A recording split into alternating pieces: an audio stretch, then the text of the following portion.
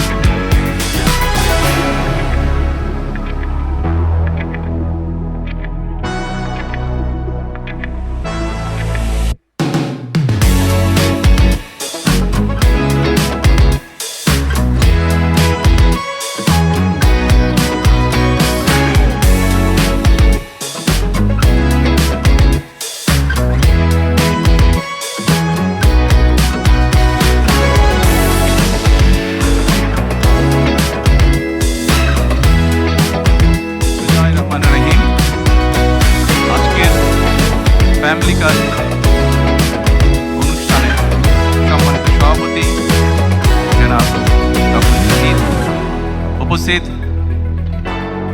বিশেষ অতিথি বেগম ফারজানা, উপস্থিত সম্মানিত অতিথিবৃন্দ, মেম্বার অফ ডিপ্লোম্যাটিক কমিউনিটি, উপস্থিত কড়াইলবাসী, সাততলাবাসী এবং ভাসানটেকবাসী, আসসালামু আলাইকুম।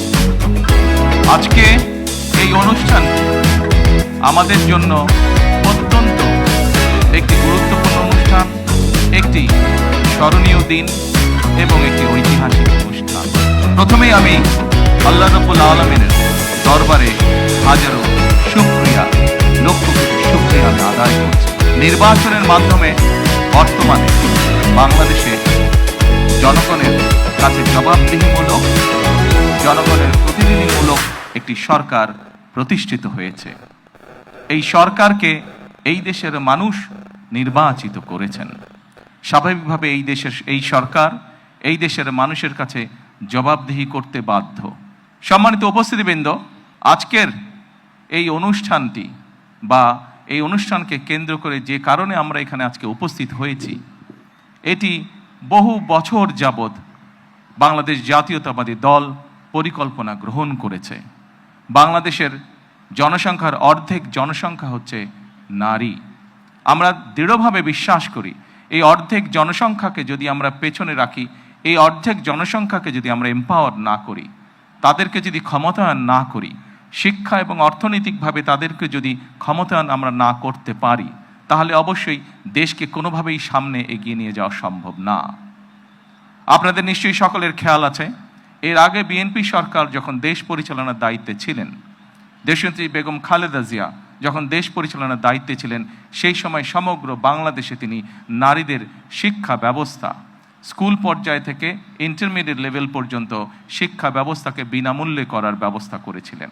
সেই শিক্ষিত নারী সমাজকে আজকে আমরা অর্থনৈতিকভাবে এম্পাওয়ার করতে চাই, অর্থনৈতিকভাবে তাদের সচ্ছলতা গড়ে তুলতে চাই, এবং সেই লক্ষ্যকে সামনে রেখেই বর্তমান সরকার গঠনের আগেই পরিকল্পনা গ্রহণ করেছে কিভাবে নারীদেরকে আমরা ক্ষমতায়ন করব, অর্থনৈতিকভাবে সচ্ছল করে গড়ে তুলব। এবং তারই অংশ হিসাবে আজকে এই ফ্যামিলি কার্ড আমরা সমগ্র বাংলাদেশে পর্যায়ক্রমিকভাবে ইন্ট্রোডিউস শুরু করলাম। আজকে আমরা প্রাথমিক পর্যায়ে, আপনারা নিশ্চয়ই এর মধ্যে বক্তব্য শুনেছেন, প্রাথমিক পর্যায়ে আমরা যেহেতু সরকারের কিছু নিয়ম নীতি আছে, আমাদেরকে সেই সকল নিয়ম নীতির মধ্যে দিয়ে আমাদেরকে একটি কাজ শুরু করতে হবে, এবং সেই নিয়ম নীতির অংশ হিসাবেই প্রথমে পাইলট প্রজেক্ট করতে হবে। সমগ্র বাংলাদেশে 14টি জায়গায় বা 14টি উপজেলায় এই কাজ শুরু হয়েছে।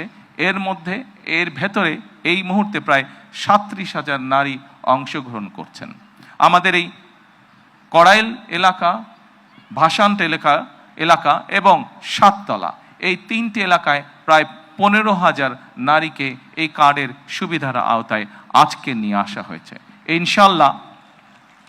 ইনশাল্লাহ আমি দৃঢ়ভাবে বিশ্বাস করি আমার সরকার পর্যায়ক্রমিকভাবে বাংলাদেশে যে 4 কোটি পরিবার রয়েছে, সেই 4 কোটি পরিবারের যারা নারী প্রধান, তাদের কাছে আগামী 5 বছরের মধ্যে ইনশাল্লাহ পর্যায়ক্রমিকভাবে সকলের কাছে আমরা এই ফ্যামিলি কার্ড নিয়ে যেতে সক্ষম হব ইনশাল্লাহ। সম্মানিত সকল উপস্থিতিবৃন্দ, আমি আমার বক্তব্যের প্রথমেই বলেছি যে আমরা একটি দায়িত্বশীল সরকারের ভূমিকা পালন করতে চাই, যেই সরকার জনগণের জন্য কাজ করবে, যেই সরকার কাজ করবে দেশের জন্য। আমরা জনগণের কাছে জবাবদিহি থাকতে চাই, এবং তারই একটি অংশ হিসাবে আমাদের দল, বাংলাদেশ জাতীয়তাবাদী দল, নির্বাচনের পূর্বে আমরা বাংলাদেশের মানুষের কাছে প্রতিশ্রুতি দিয়েছিলাম, বাংলাদেশের নারী সমাজের কাছে প্রতিশ্রুতি দিয়েছিলাম যে বিএনপি সরকার গঠন করতে সক্ষম হলে আমরা এই ফ্যামিলি কার্ডের কাজ শুরু করব। আপনারা নিশ্চয়ই খেয়াল করেছেন, আমরা আল্লাহর রহমতে বাংলাদেশের মানুষের সমর্থন নিয়ে বিগত নির্বাচনে সরকার গঠন করার 1 মাসেরও কম সময়ের মধ্যে আমরা আমাদের এই প্রতিশ্রুতি, জনগণের কাছে দেওয়া প্রতিশ্রুতির কাজ আমরা শুরু করেছি। এবং শুধু এই প্রতিশ্রুতি নয়, আমরা আরও কিছু প্রতিশ্রুতি করেছিলাম, তার মধ্যে যেগুলো আমাদের প্রায়োরিটি প্রজেক্ট ছিল, তার মধ্যে আরেকটি আছে কৃষক কার্ড।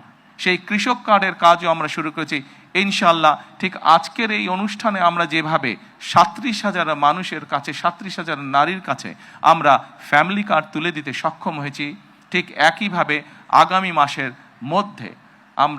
আগামী মাসের ভেতরে আমরা কৃষক ভাইদের কাছেও, বহু কৃষক ভাইদের কাছে আমরা কৃষক কার্ড তুলে দিতে সক্ষম হব ইনশাল্লাহ। সম্মানিত উপস্থিতিবৃন্দ, আপনারা নিশ্চয়ই খেয়াল করেছেন, আমরা দেশের মানুষের কাছে আমরা প্রতিশ্রুতি দিয়েছিলাম, বিশেষ করে আমরা বাংলাদেশের কৃষক ভাইদের কাছে আমরা প্রতিশ্রুতি দিয়েছিলাম যে বিএনপি সরকার গঠন করতে সক্ষম হলে যাদের কৃষি ঋণ 10,000 টাকা পর্যন্ত আছে, কৃষি ঋণ সুদ সহ, সেই কৃষি ঋণ বিএনপি সরকার গঠনে সক্ষম হলে সেই কৃষি ঋণ আমরা মৌকুফ করব। আল্লাহর রহমতে আমরা গত সপ্তাহে সেই 10,000 টাকা পর্যন্ত কৃষি ঋণ মৌকুফ সরকারের পক্ষ থেকে করে দেওয়া হয়েছে সুদ সহ। এইভাবে একে একে আমরা জনগণের কাছে দেওয়া প্রতিশ্রুতিগুলো, যেই প্রতিশ্রুতিগুলো পূরণের মাধ্যমে জনগণের ভাগ্যের পরিবর্তন হবে, যেই প্রতিশ্রুতিগুলি পূরণের মাধ্যমে, একটি সরকারের প্রতিশ্রুতি পূরণের মাধ্যমে দেশের ভাগ্যের পরিবর্তন হবে, জনগণের ভাগ্যের উন্নয়ন ঘটবে, সেই প্রতিশ্রুতিগুলো আমরা ধীরে ধীরে পর্যায়ক্রমিকভাবে যে কোনো মূল্যে পূরণের চেষ্টা করব।